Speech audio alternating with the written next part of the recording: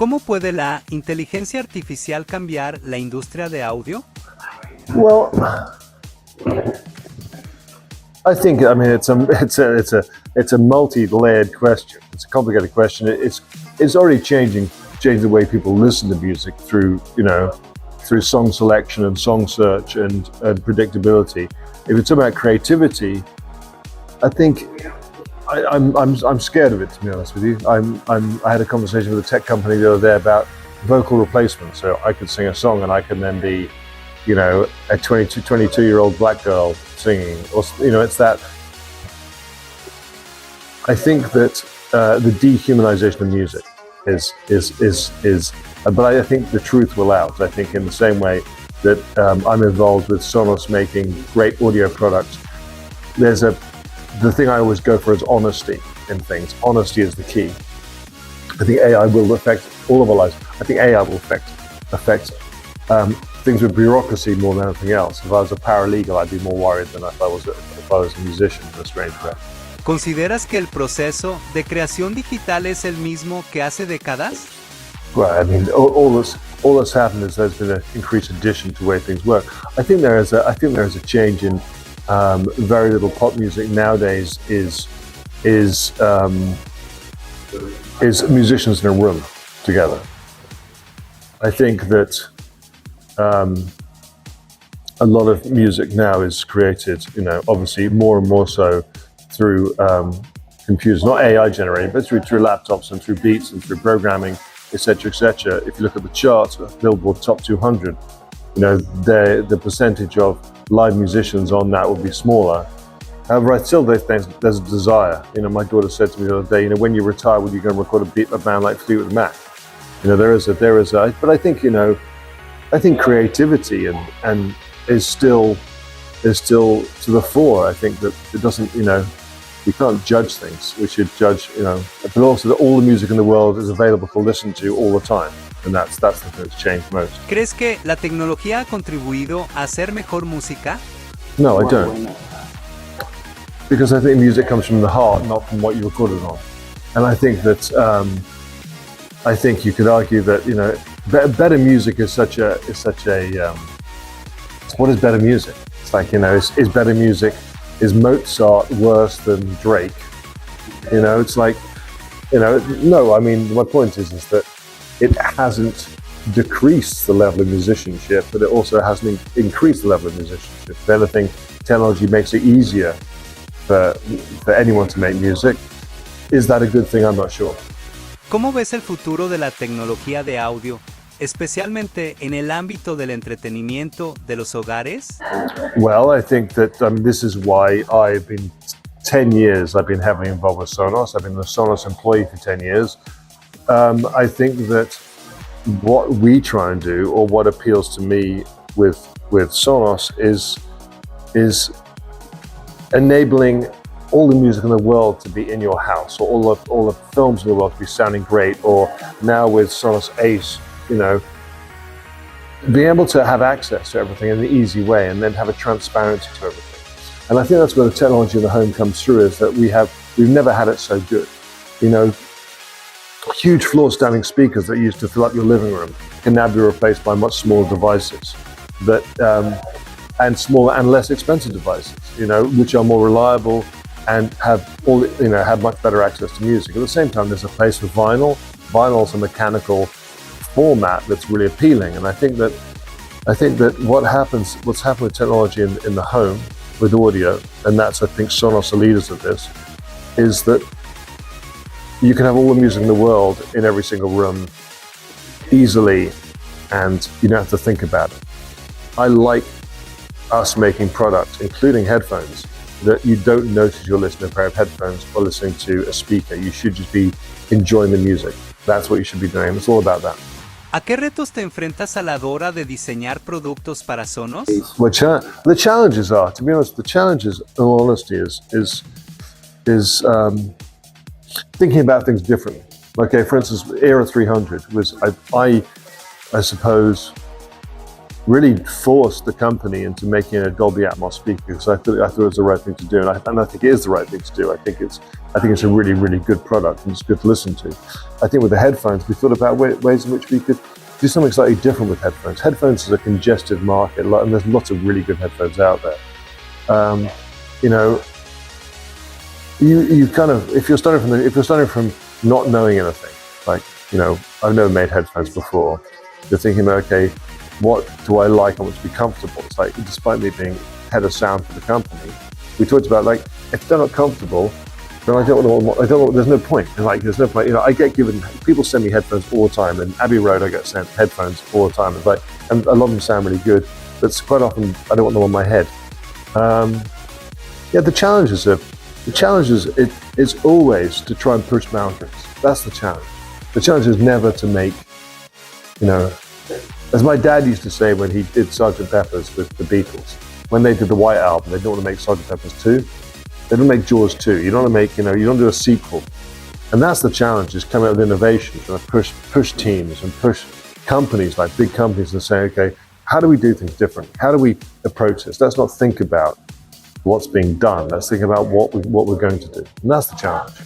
¿Por qué decidiste trabajar en Sonos? In all honesty, I had no plans on working with a speaker company ever.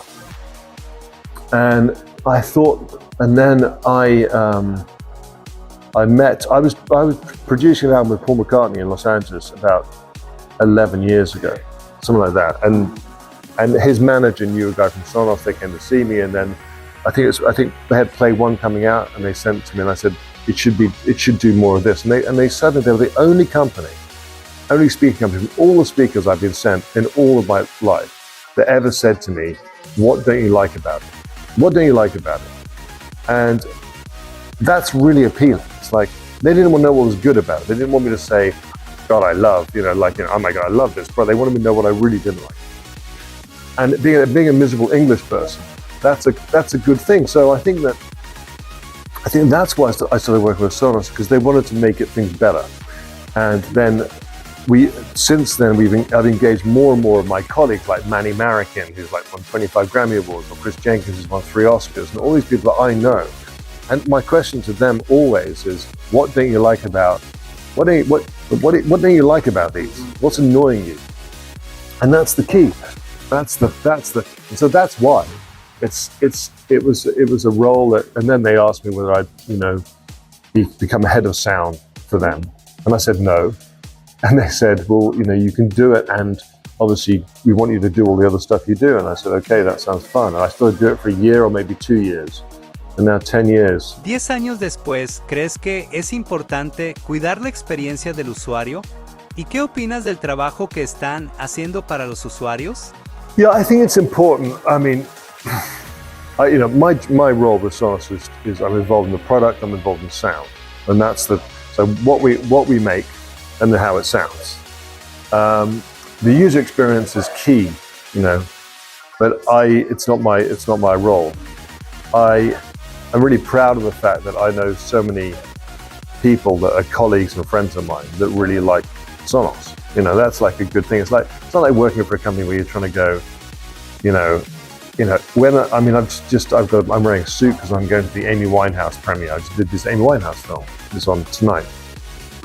All the people on the Amy Winehouse set want to know is, when do they get a pair of Sonos headphones?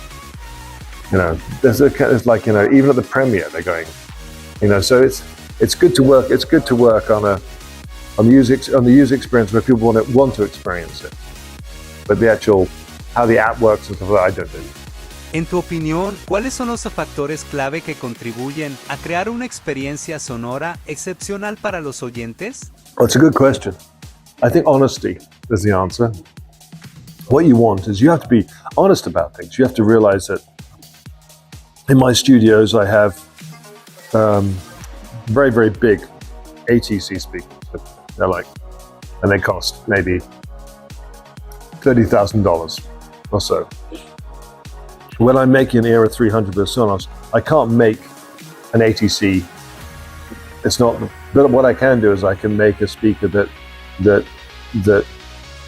is honest and replicates the music as best as it can. And that's why we have the soundboard. That's why we work with professionals, and I can say to them, You know, if it's a film or if it's, you know, and you can watch a film and go, does it sound, is this how it should sound? It's as simple as that. So I liken the sound experience a bit like having a window in your house, okay, which is completely clear glass, and the sun can just come streaming through, and you just think, what a beautiful day. I want to build products and have a sound experience which will just go, oh, I love this song. Not, I love this speaker, I love this song. That's what it has to be. So it has to be transparent. It's not like, the biggest question I've had over the last 10 years is, what is the sound of Sonos? And you go, well, I don't want Sonos to have a sound. I want it just to be that window, that clear pane of glass that lets everything flow through. ¿Puedes compartir con nosotros una experiencia interesante o memorable que hayas tenido mientras trabajabas en los proyectos con Sonos? Yeah, there's lots actually. I tell you what's interesting. I mean, if I'm thinking about Sonos Ace, for example, I don't work on headphones, okay? I don't, you know, some people in studios work on headphones. When I'm mixing records, I don't work on headphones. I use headphones. And what was interesting is that Greg McAllister, who works with me in sound, Sonos, in my studios, he lined up 12 pairs of headphones on a microphone stand. And I could put each pair of headphones on from different competitions and put them on and listen to each pair of headphones in order to think about what Sonos Ace should be. The interesting thing is how our brains adjust to what we're listening to. So I can put a pair of headphones on, I can hear like sub-harmonic bass and all things that are happening, and then after about a minute it switches, you switch. And I realized that making headphones is going to be complicated. Making a good pair of headphones is going to be complicated. And wind forward to last November, I had to go to, my father used to have recording studios in the Caribbean, and I had to go and see the studios. And my best friend, his wife sadly died, and I invited him down. And we sat on a beach, and there was no one there. And I had Ace, I had the headphones with me, because I was doing the final tunings. And we were going back to all these headphones. And then what we did, the two of us, we just listened to albums. And it's like, as soon as we got to the stage where, then I was changing the headphones, I was like, you get to a stage where you go, okay, I'm really just enjoying the music. You forget about these completely. I'm just enjoying the music. You know you're finished. You know you're done. You stop doing what you're doing. And that's the way it should be. Even though we have amazing audio technicians and amazing acousticians and people that, you know, that deal in psychoacoustics, and we're doing spatialization and all of this stuff, the key thing is to just being able to enjoy the music you love. And that's the story behind how we work on products. Awesome. Thank you so much. Yeah. Thank you.